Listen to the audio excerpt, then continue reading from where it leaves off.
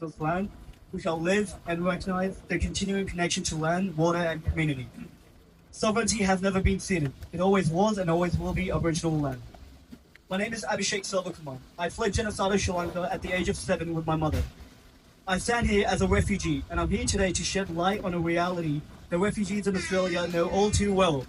A reality defined by journeys that brought us to safety, but also policies that now keep us in a state of uncertainty and frankly exclusion.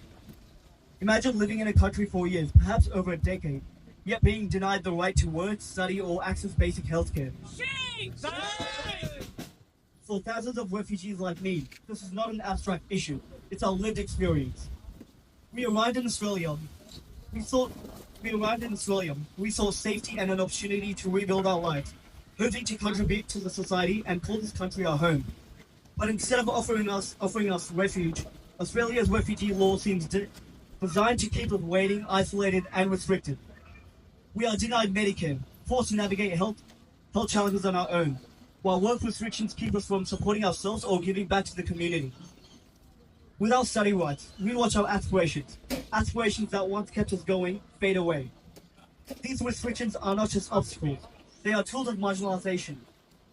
These policies that govern our lives have been deliberately crafted to deny us stability, forcing us to endure a cycle of uncertainty that erodes our dignity and humanity.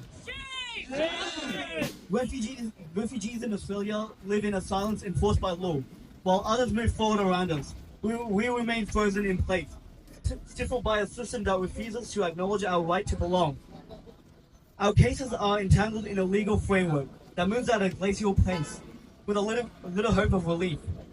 Minister of Immigration Tony Boat's recent step to grant humanitarian visas to some groups is encouraging, but it raises a question: what about the rest of us who have been waiting, trapped in Australia's broken system?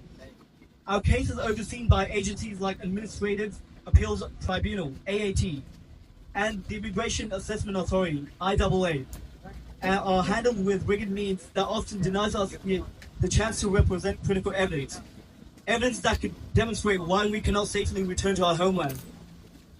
The so-called fast-track system, in particular, is a flawed structure that all but guarantees failure for refugees, locking us into a process that seems designed to exclude.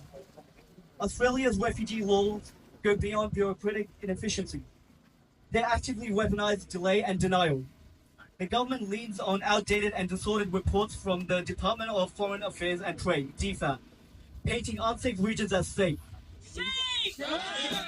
and thus justifying our deportation to the very place we fled.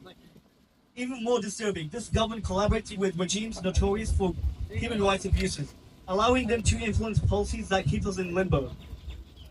This system does not serve justice or humanitarian values. It serves the denial of our truth. These laws do more than delay. They deny us our future. They aren't just legal frameworks. They are instruments of systemic discrimination that push us to margins of society. Refugees in Australia are seen as temporary problems to be managed, rather than people with the same dreams and dignity as anyone else. We want to live, learn, work, and contribute like everyone else. We aren't asking for charity. We are demanding justice, compassion, and the right to belong. As I stand here, I'm not just speaking for myself, but for the thousands of other refugees in Australia who remain unseen and unheard.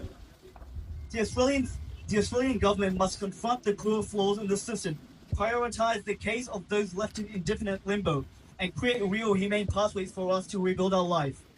I ask each of you here to recognize this struggle and stand with us in calling for a refugee policy that reflects fairness, compassion, and justice. Thank you.